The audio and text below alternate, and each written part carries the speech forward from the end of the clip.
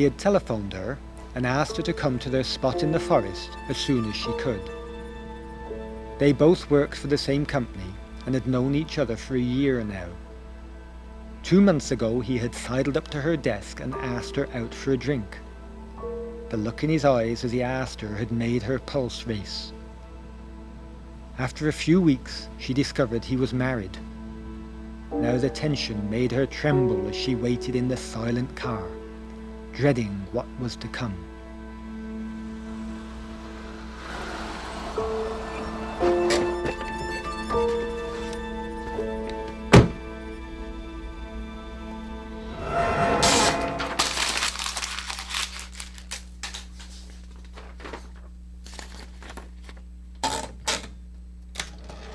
He had telephoned her and asked her to come to their spot in the forest as soon as she could. It was at one of those boring company congresses that they'd met. He had been watching her from the corner of his eye as she moved in his direction. Something had stirred inside of him as they spoke. She was beautiful.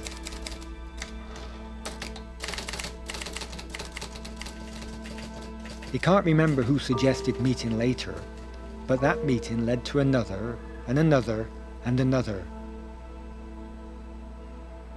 Now he had phoned and had told her he needed to speak with her as soon as possible. He didn't tell her why.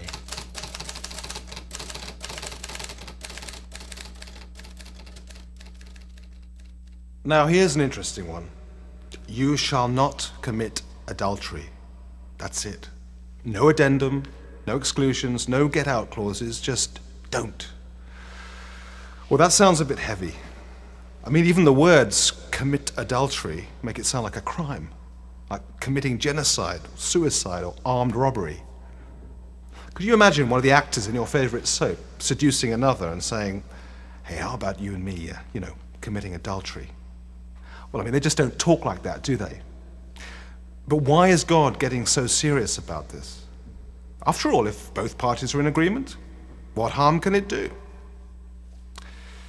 Well, in the 7th commandment, do not commit adultery, we come to the heart of human relationships, the one between a man and a woman. And this relationship is the cradle of human life in the most literal sense of the word. God saying, listen, let me be a part of the equation, and you will have a living relationship. And that's a model our society could really use.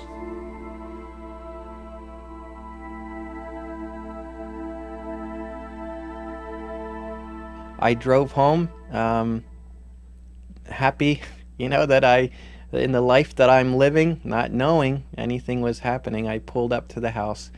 I went inside, and the house was dark. I was kind of surprised at that. Normally, if Jill goes out somewhere, she would always phone or leave me a message. Came inside, no kids to come running up to me to welcome Daddy home or anything. And like normal, I walked into the office first, went over to the computer, and I noticed that there was a note.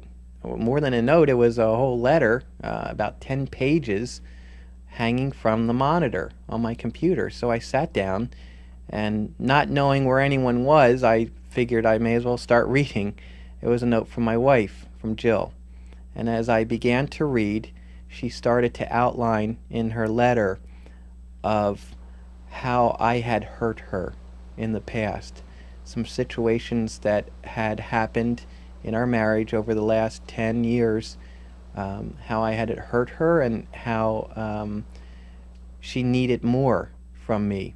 And as I read, I got more than halfway through and still had absolutely no idea what was going on until I got to the very last page, which basically said, Mark, when I'm around you, I feel like my spirit is crushed.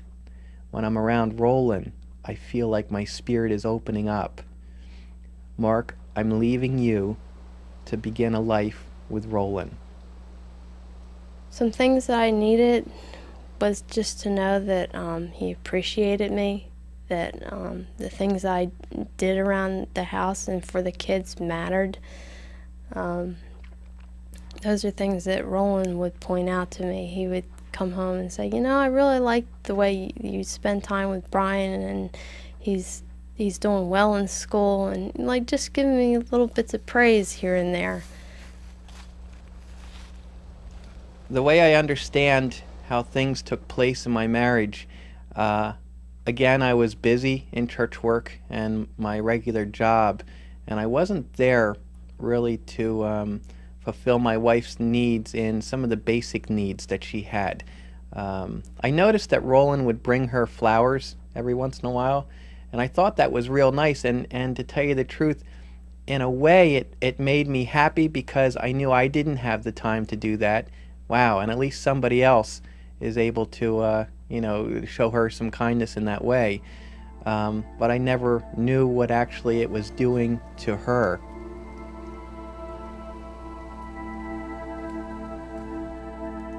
So what, if anything, has this commandment to do with you and I now? Well, in a sense, I suppose nothing's really changed since the days of ancient Israel. We all want to be the boss of our own body. We want to do anything we like with it. And at the same time, we'd quite like to be the boss of someone else's body too. The snag is that God created your body and he created my body. They don't belong to us, do they? They're his property, not ours. So abusing or misusing our bodies in any way is going to get us into some kind of trouble with the owner. If we use them just to gratify ourselves, well, there's bound to be a price to pay. The problem is that being human, we try to make a distinction. Belief is a spiritual thing, but physical things belong to a whole different dimension. But our bodies and our spirits are inextricably, completely, utterly combined. Because of this, we've got to realize two very important things. First, because our body is actually one unit with our spirit, and not just a clever piece of machinery, what we do with one affects the other. Second, and this is where the commandment starts to come into the picture, the Bible says that people become one with their sexual partner. So the implication here is that something spiritual happens during physical intercourse. Sounds heavy, doesn't it?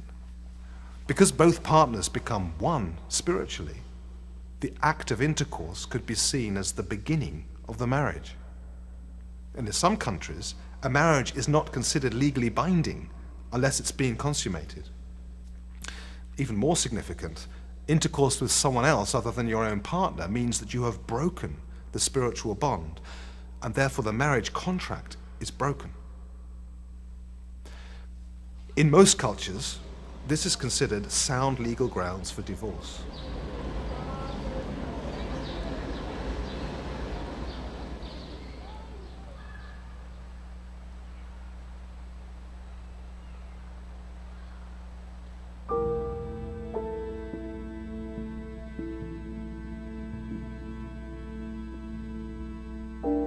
She sat waiting, impatient and nervous, not certain what to expect. There had been something in his voice she didn't recognize.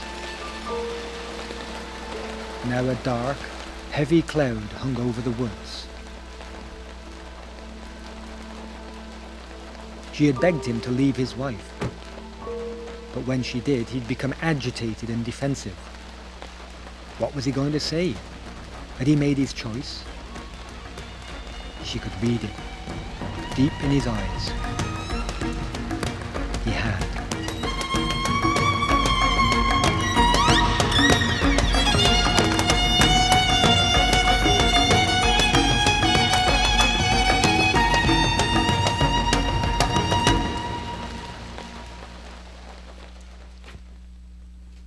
He's an author.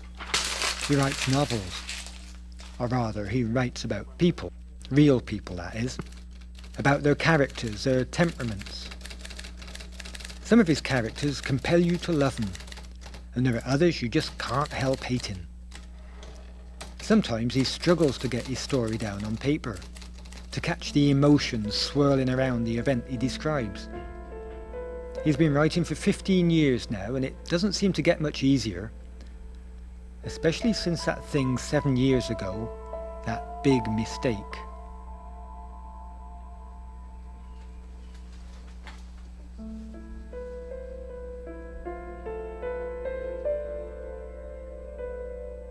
Jesus spoke of the mindset lurking behind the action of adultery when he said, "I tell you, anyone who looks at a woman lustfully has already committed adultery with her in his heart."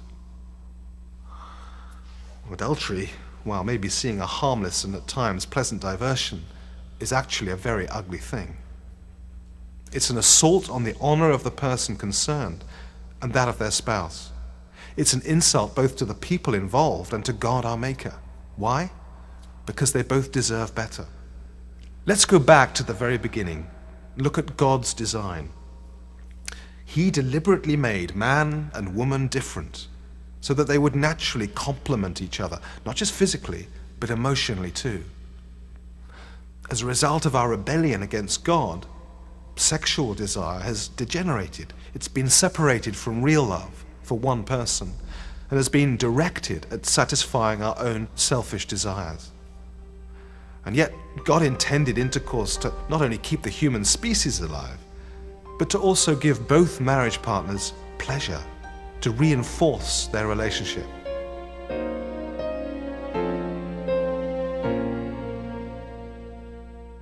I would see the kids twice a week at my parents' house under their supervision, so that and Mark made all kinds of arrangements so that if I did try to take them legally, he would have the police after me. So I didn't try anything foolish, because I knew that if I did, I would never see them again, and I would cut any ties. And it ripped the kids apart. Every time I would leave, they'd say, "Mommy, stay, please stay. I don't want you to go back there. I want you to stay."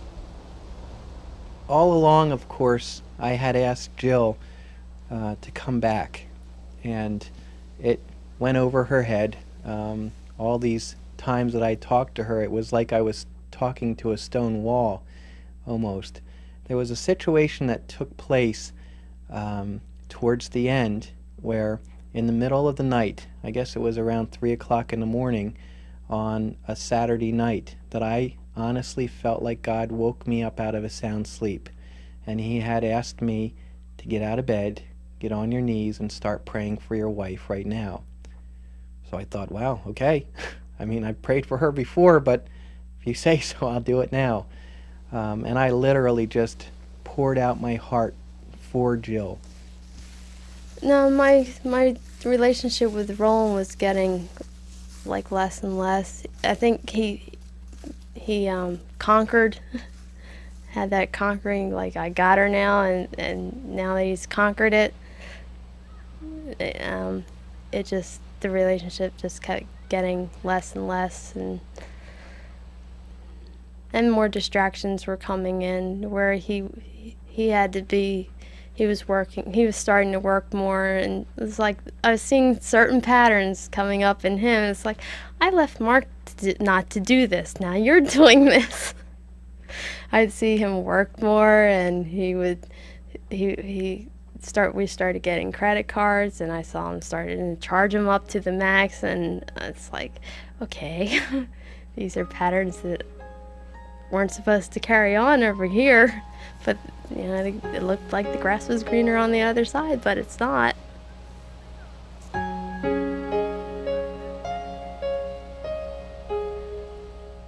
The bottom line is that we break this commandment not only by sleeping with someone, but by not taking care of our own partner's needs, by not working on our relationship, by just taking care of our own selfish desires. And this way, we aren't fulfilling our part of the contract. Whilst this doesn't excuse people who sleep with someone else because they feel neglected by their spouse, after all, they have made a deliberate choice, and that choice is wrong. However, their partner who didn't invest in the relationship shares the guilt. Mind you, it's not obsession with sex that is the root of the problem. We have very elevated views on life and love that lead us to break this command. Just look at another example. Clint Eastwood and Meryl Streep's movie, The Bridges of Madison County. While her husband is away with the kids for 3 days, an unhappily married housewife has an affair with a photographer. It's a brief affair, but the memory of it keeps her going for the rest of her life. And as we hear of all this via her children, as they unravel the secrets of their late mother's life, we are made to believe this was nothing like adultery. This was an act of pure love, and it gave their mother everything she needed to hang in for the rest of her meager marriage with their pitiful father. It's an excellent movie, but beneath the surface, it's a very effective evangelistic tool for preaching a piece of popular mythology. The act of falling in love as highest value, which must ultimately conquer all else. Faithfulness in marriage is relegated to a very low second place, and in this case is actually one of the obstacles to be overcome. And we have actually allowed this myth to take on the status of a high moral value. As a result, it becomes easy to simply walk away from a relationship when we feel that we are no longer in love with our partner, or if we have fallen in love with someone else. Love is everything. Commitment is a non-starter.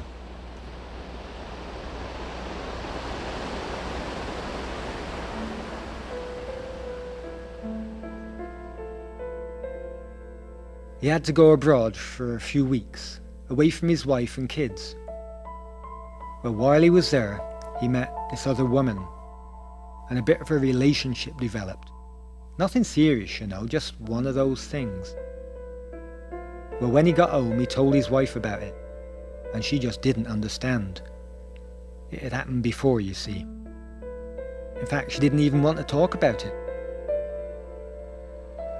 Then one day, without any warning at all, his wife just left with the kids and never came back.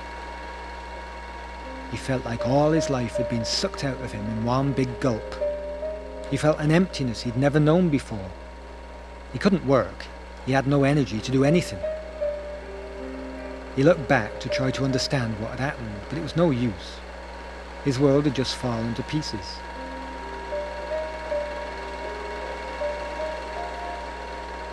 For much of his life, he's written about people. He's created characters and invented plots. He's like God in this paper world of his. He can change the course of his stories with every new line. But reality, that's something else. Now he's living with the consequences. And he has no power at all to change his own story.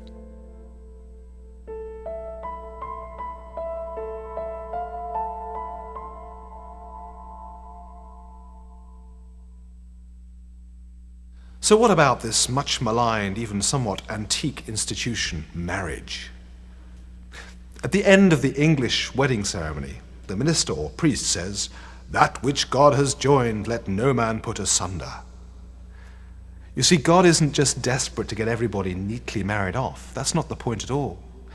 He goes much further than just blessing the institution of marriage. He wants to be a part of that marriage, a real living part.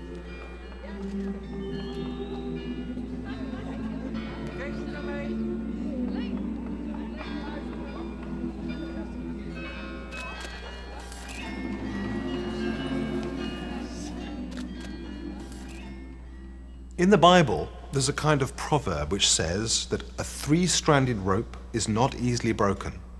And God's talking about himself there as that vital third strand.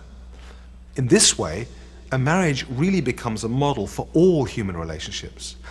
In a way, you could say that all human relationships, child to parent, friend to friend, neighbor to neighbor, and so on, work best if we allow God in as a third partner.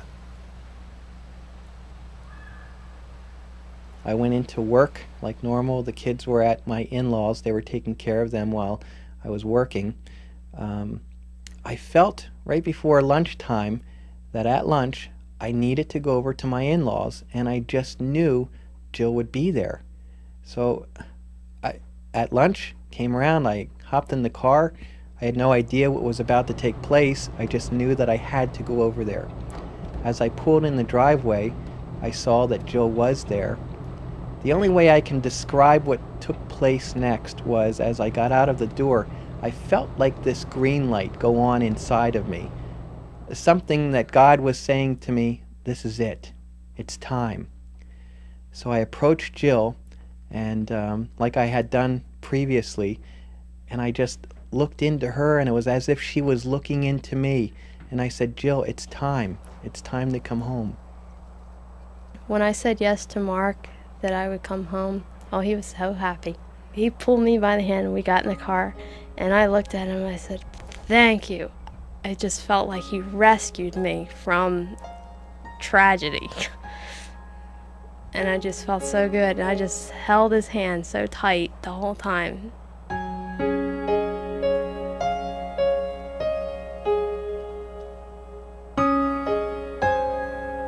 Our marriage is working better than it did before. We're able to communicate and talk things out, and I don't avoid the conflict. I feel like now if there's something that really bothers me, I can talk to him and he won't shut me out. He's willing to listen instead of saying, I don't want to hear it, and blocking me out. The person that was guilty, I honestly believe, in this whole story was myself. Unfortunately, to the rest of the world, from what only human eyes could see, it looks like Jill was the bad guy. And there is sin there. We don't doubt that at all. But the rest of the world never saw my part of it. Mine was done behind closed doors, and not having the time for my wife that I needed to have.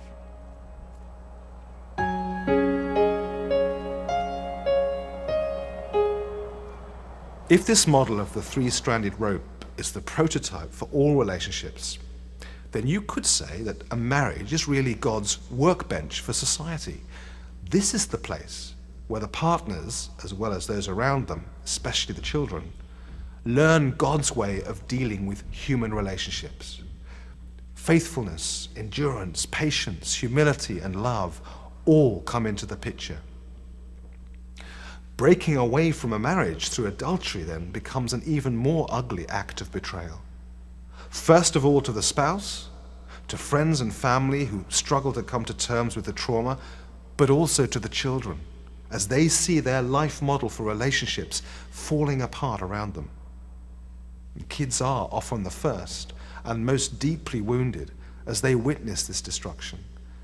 They feel betrayed and left out in the cold, or they become the target for a legal tug of war, silently believing that maybe they were the cause of their parents' separation.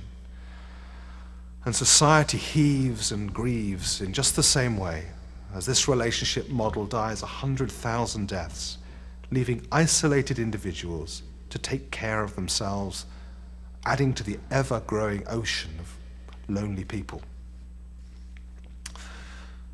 A marriage as God sees it is a unity made up of two committed people and one very committed God, a kind of care team. This three-sided partnership can form an immensely strong bond and is a really wonderful model of a living relationship, something which other relationships in society can use as a basis. For where God is excluded, things can just fall to pieces very quickly. But when he is involved, there is life and hope and vitality.